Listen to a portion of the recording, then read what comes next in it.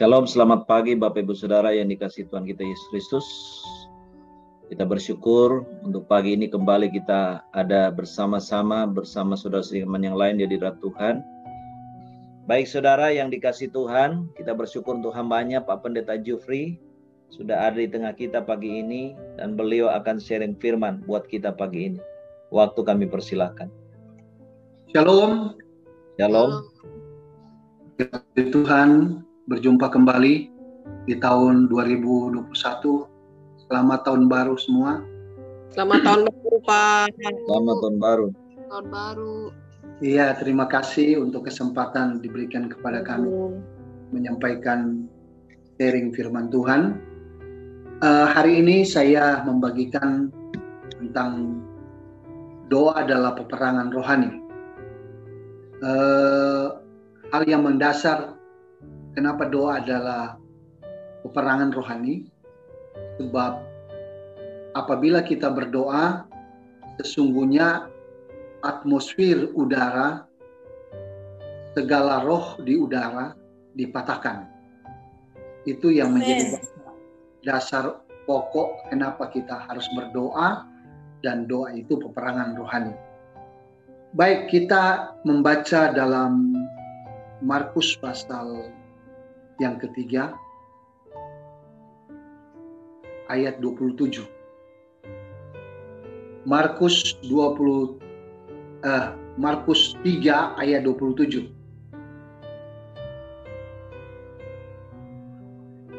Demikianlah firman Tuhan, tetapi tidak seorang pun yang dapat memasuki rumah seorang yang kuat untuk merampas harta bendanya apabila tidak diikat dahulu orang kuat itu. Sesudah itu haruslah dapat ia merampok rumah itu. Memahami akan firman Tuhan ini, sesungguhnya ketika kita masuk dalam doa, kita sedang memasuki di dalam wilayah atmosfer yang sebenarnya tidak enak. Itulah sebabnya mengapa kalau banyak orang diajak untuk berdoa terlalu sulit. Kalau diajak acara pesta, acara rame-rame, orang senang datang. Tapi kalau untuk doa, sangat sulit orang datang berdoa. Karena sesungguhnya ketika kita masuk di dalam doa, kita sedang memasuki suatu ruangan atau tempat di mana wilayah atmosfer kegelapan. Karena kita sesungguhnya tidak berperang melawan tubuh dan darah, tapi sesungguh alam roh. Ya, kita sedang menghadapi alam roh. Dan itulah sebabnya dikatakan memasuki rumah yang kuat. Kita tahu bahwa di setiap wilayah, di setiap tempat, ada atmosfer-atmosfer yang tentunya berbeda. Tetapi atmosfer itu sesungguhnya menekan, membuat atmosfer atau keadaan kita sepertinya ada satu tekanan-tekanan yang begitu berat, membuat kita tidak bisa memahami tentang apa yang terjadi. Tetapi sesungguhnya itu adalah wilayah-wilayah cara setan iblis berkuasa. Saya ingin kasih gambaran begini. Pada waktu iblis dilemparkan ke bumi, tidak semua itu jatuh, malaikat-malaikat itu dan pengikutnya, Lucifer dengan pengikutnya itu jatuh ke tanah. Tetapi ada yang nyangkut di udara, ada yang nyangkut di sungai-sungai, ada yang di laut-laut, ada yang di hutan-hutan, atau di wilayah-wilayah tertentu. Dan itulah sebabnya di setiap daerah punya teritorial kekuasaan, kuasa kegelapan yang berbeda-beda. Wilayah atmosfer Jakarta dengan wilayah atmosfer Batam misalnya, itu berbeda. Sekalipun mungkin masyarakatnya majemuk, beda-beda, tapi atmosfernya juga berbeda. Mengapa demikian? Karena iblisnya yang datang menyerang, itu tentunya dia memakai strategi-strategi sesuai dengan kondisi, situasi masyarakat yang ada di sana. Karena itu, Alkitab dengan jelas berkata bahwa kalau kita memasuki rumah, sebenarnya rumah ini bicara luas. Tidak saja hanya rumah, ruang lingkup tertentu, tapi rumah ini bicara wilayah, daerah kita, atau kota kita. Nah, untuk kita mendapatkan sebuah kekuatan atau merampas kekuatan musuh, kita harus mengikat dulu musuh kita. Kalau kita sudah mengikat musuh kita, barulah kita dapat merampok atau dapat merebut segala apa yang dirampas iblis. Kita tahu bahwa iblis telah merugikan banyak anak Tuhan. Banyak orang percaya yang kehilangan damai sejahtera. Banyak orang yang telah jatuh dalam dosa. Banyak orang yang telah hidup dalam keterikatan, khususnya orang-orang Kristen. Yang lebih contoh lagi bahwa orang-orang Kristen terlalu banyak di penjara. Mengapa demikian? Karena sesungguhnya iblis telah merebut mereka. Nah, kita sebagai orang percaya mempunyai satu tugas dalam doa untuk merebut. Merebut. Dan sebelum kita merebut, kita harus mengikat dulu. Nah, saudara-saudara yang kekasih dalam Tuhan, kalau kita melihat bahwa cara setan membuat manusia jadi lemah, itu dipengaruhi oleh penindasan dan mengirim roh-roh jahat kepada diri manusia. Sehingga manusia seakan-akan stres. Seakan-akan manusia tidak ada kekuatan lagi. Sehingga dia menyerahkan diri kepada seks bebas, menyerahkan diri kepada narkoba, dia menyerahkan diri kepada alkohol, mereka menyerahkan diri kepada hal-hal duniawi. Itu diakibatkan karena mereka kehilangan solusi dalam hidup mereka. Karena itu kita harus perhatikan bahwa iblis sesungguhnya mau membuat orang tidak berdaya. Kemudian dikatakan bahwa iblis juga mempunyai kepribadian dan dia punya akal. Kenapa dia punya akal? Dia memang tidak tahu segala-galanya, tapi iblis punya akal dengan berbagai cara, tipu daya, muslihatnya, godaannya, mau mempengaruhi keadaan manusia. Nah, ini sebenarnya poin-poin doa daripada orang percaya, bahwa mematahkan tipu muslihat, menghancurkan akan setiap siasat tipu muslihatnya, godaannya, pengaruhnya. Pengaruhnya apa? Di dalam lingkungan kita, di dalam wilayah kita, di dalam kota kita. Ya. Saya masih ingat di kota Jakarta punya kebiasaan selalu berkata begini, bego lu. Jadi kita melihat bahwa atmosfer yang ada itu membuat orang kayak seperti jadi bodoh. Makanya pemerintahan yang ada seakan-akan tidak punya solusi, dibuat bego. Kenapa? Karena atmosfer itu, perkataan atmosfer yang rusak.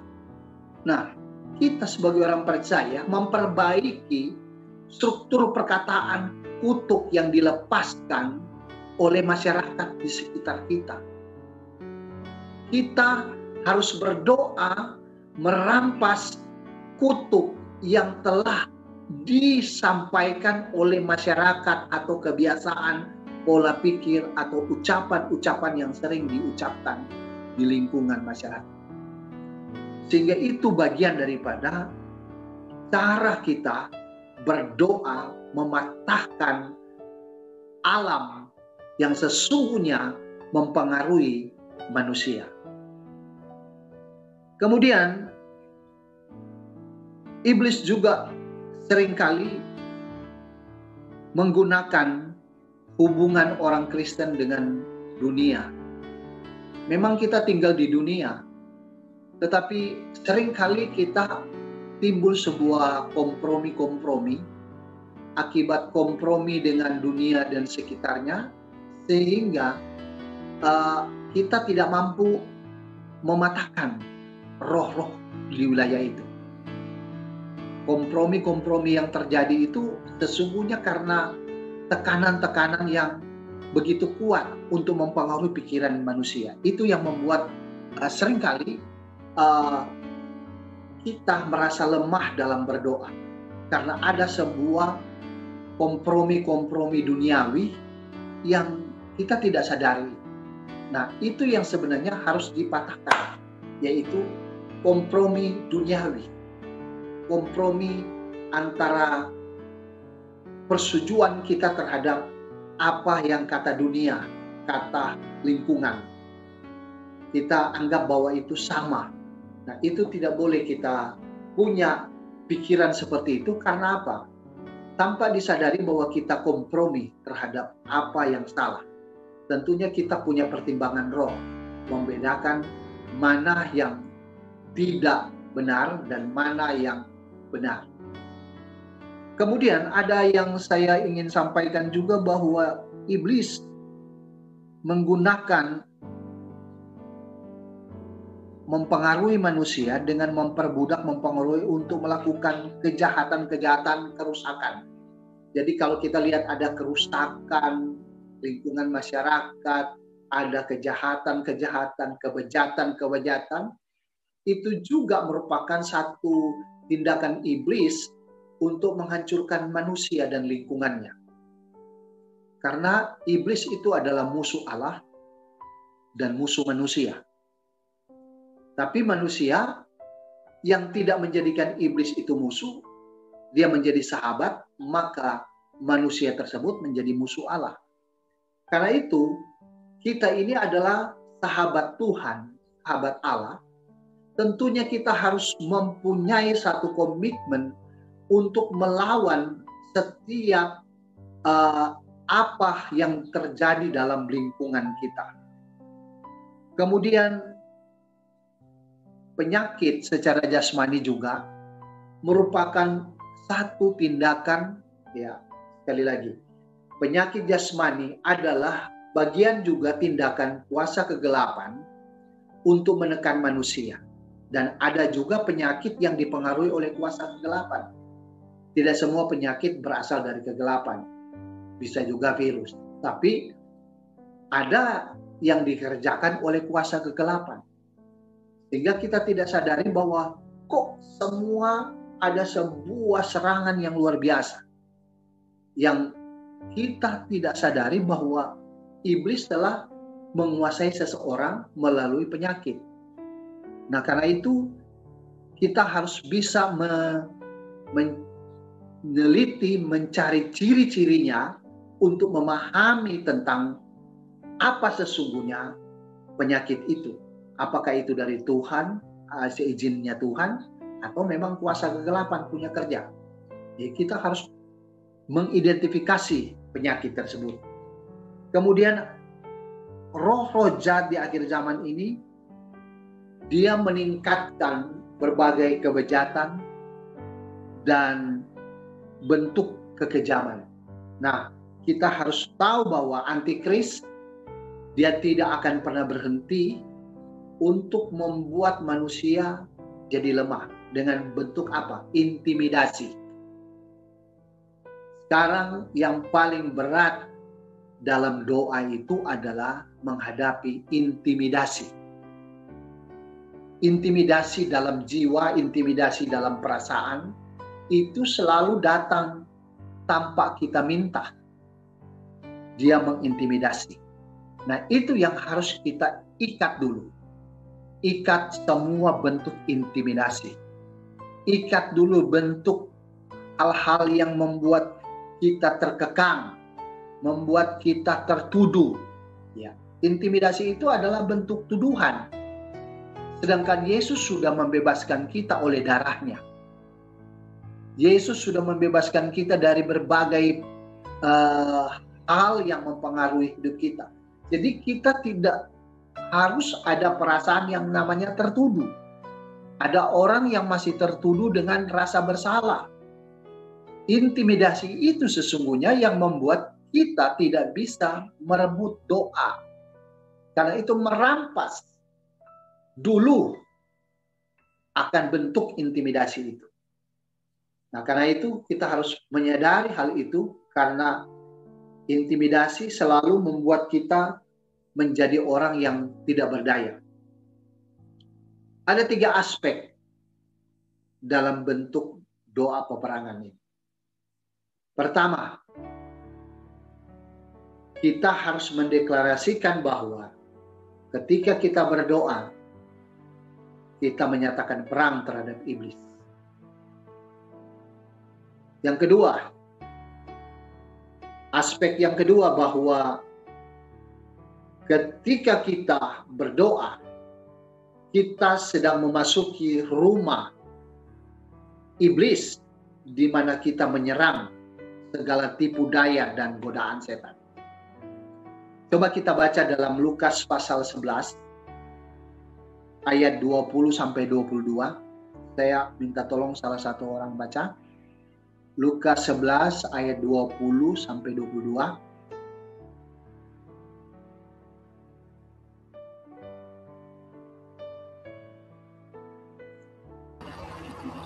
Lukas 11 ayat 20 sampai 22. Tetapi jika aku mengusir setan dengan kuasa Allah, maka sesungguhnya kerajaan Allah sudah datang kepadamu.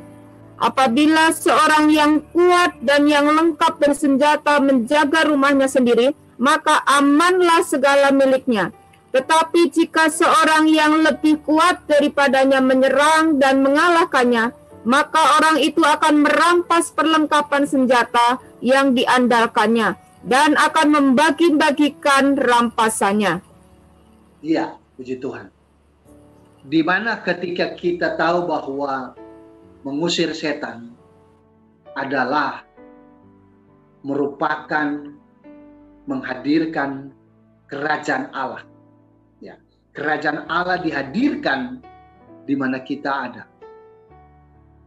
Namun kita perhatikan bahwa seorang yang kuat, amanlah dia kalau dia memiliki senjata kelengkapan. Namun kalau dia salah strategi, maka iblis juga akan balik merampas dia. Sehingga terjadi kekalahan. Karena itu kita harus tahu bahwa iblis dia tidak kalah, tapi dia mundur. Sekali lagi, iblis tidak kalah, dia mundur. Dia mencari satu peluang, kesempatan, kapan, di mana, dan saat mana yang tepat untuk dia datang lagi menyerang. Dan itulah sebenarnya strategi iblis untuk mengalahkan orang percaya. Tetapi kita tahu bahwa kita juga harus punya strategi. Bahwa iblis dia datang menyerang kita, kita juga harus punya strategi untuk melawannya. Karena apabila kita kuat, kita memiliki senjata, kita harus gunakan senjata itu untuk berperang. Yang jadi masalah adalah kita kadang kalau sudah berdoa, kita rasa aman, kita tidak perlu lagi perang, kita tidak lagi tengking-tengking, karena sesungguhnya iblis lebih suka orang Kristen berdoa, ya nggak usah ditengking-tengking aja lah. Iblis nggak perlu ditengking-tengking, ya doa aja, doa saja, ya cuma doa-doa begitu ya. Betapa bedanya, apa bedanya dengan doa-doa orang-orang yang di luar sana yang berdoa biasa-biasa saja. Sesungguhnya kita yang mengerti kebenaran firman Tuhan, kita harus tahu bahwa doa merupakan satu peperangan. Dan itulah sebabnya kita harus menyatakan kepada iblis bahwa kita berperang dengan dia. Dan kita memasuki wilayahnya. Gitu. Kemudian yang ketiga, aspek yang ketiga adalah merebut miliknya, membebaskan mereka yang selama ini ditawan oleh kuasa iblis. Jadi begini, kita tahu bahwa kita punya orang-orang yang kita doakan, atau mungkin ada orang-orang yang kita gumuli. Kita harus mencari tahu apa yang menjadi penyebab orang itu keras kepala, apa yang menjadi penyebab orang itu tidak takluk kepada kuasa Tuhan, apa yang menjadi penyebab orang itu mungkin dia terikat. Kita harus selidiki. Bisa saja karena dia ada dosa keturunan. Bisa saja dia mungkin pernah terlibat dengan ilmu-ilmu gaib, atau pernah berada dengan orang-orang yang katakanlah pernah kedukun. Ya, belajar tentang ilmu-ilmu atau buku-buku tentang kegelapan. Nah, hal-hal yang seperti ini sesungguhnya memberi pengertian bagi kita bahwa kita sedang melawan terhadap kuasa kegelapan ini untuk kita bebaskan.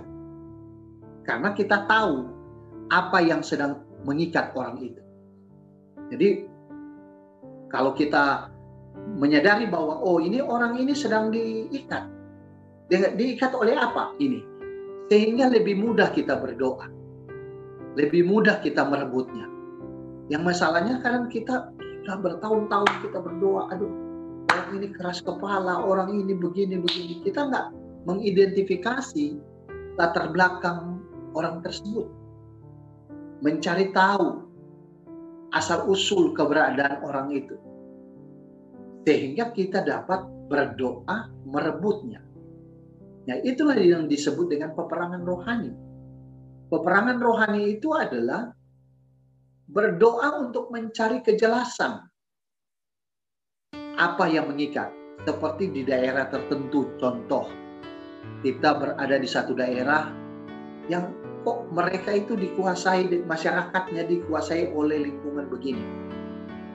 Tentunya kita harus melawan, tengking dan menghancurkan segala atmosfer tersebut. Saya masih ingat saya datang di satu kampung di Riau. Kampung ini masyarakatnya mayoritas ateis. Dan mereka kalau sakit, mereka ke dukun.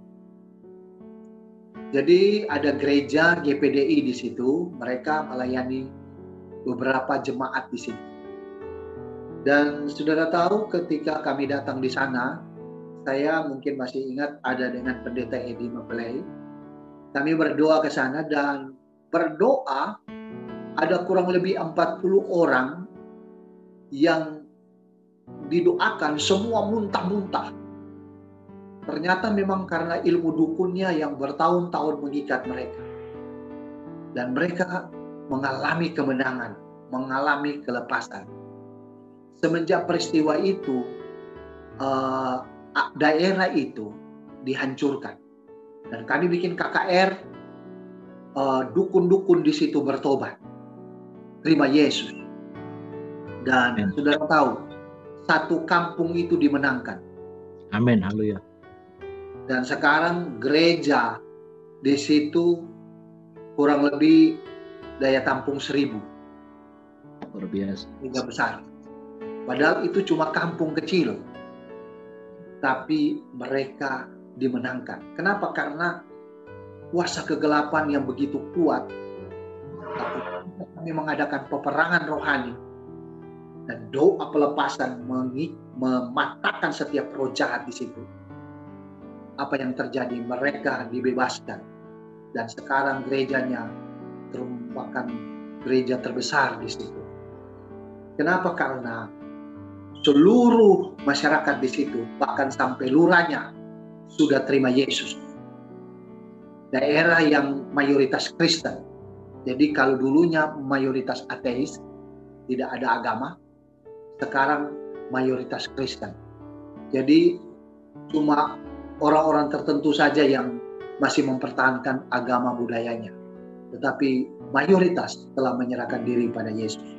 Nah, yang saya katakan bahwa inilah bentuk pemetaan atau bentuk menyelidiki hal-hal yang mempengaruhi wilayah tersebut. Kita harus mempunyai doa seperti itu untuk mencampuri urusan iblis ini.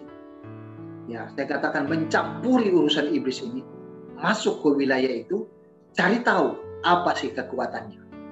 Sehingga kita rebut jiwa-jiwa untuk pengampunan, penebusan, supaya diselamatkan.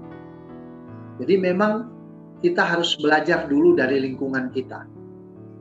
Lingkungan kita misalnya apa yang menjadi keterikatan? Masyarakatnya cuek, masyarakatnya tidak mau tahu. Nah, itu juga harus kita pelajari bahwasanya hal-hal yang seperti itu bisa dikatakan bahwa ada hal-hal intimidasi roh jahat dalam setiap wilayah.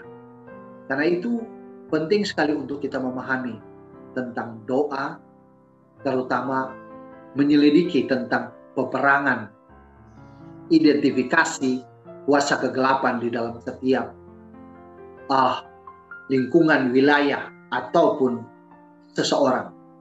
Ketika kita mempelajari itu, tahu tentang asal-usul dan latar belakang, maka akan mempermudah doa kita. Kita akan lebih mudah untuk menyerang. Kita akan lebih mudah mengalami kemenangan. Ketimbang kita berdoa tanpa sasaran.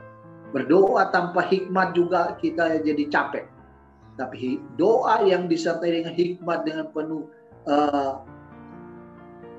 kesungguhan, ketelitian kita memahami keadaan, situasi, maka kita percaya ada kemenangan. Kita percaya kita menuai seperti dalam Yesaya 60 tadinya.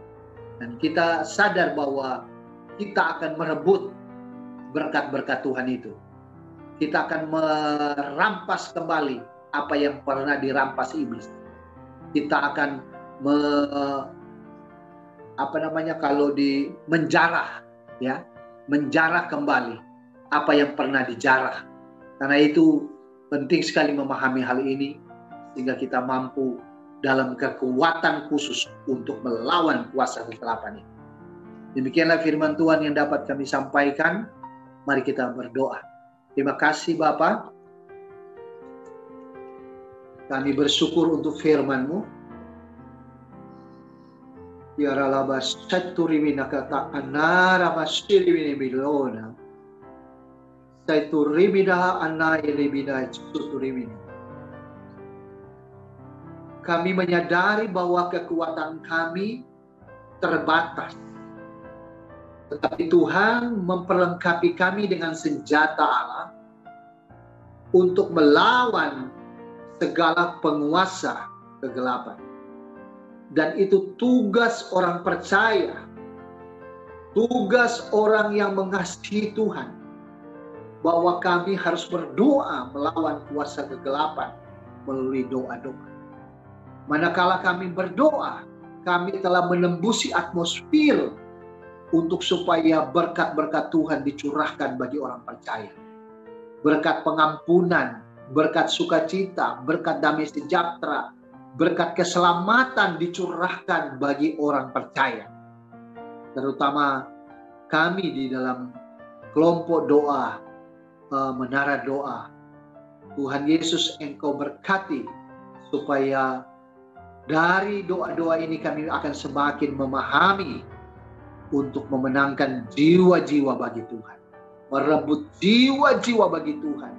Bukan sekedar doa saja, tapi kami tahu bahwa kami merebut jiwa-jiwa.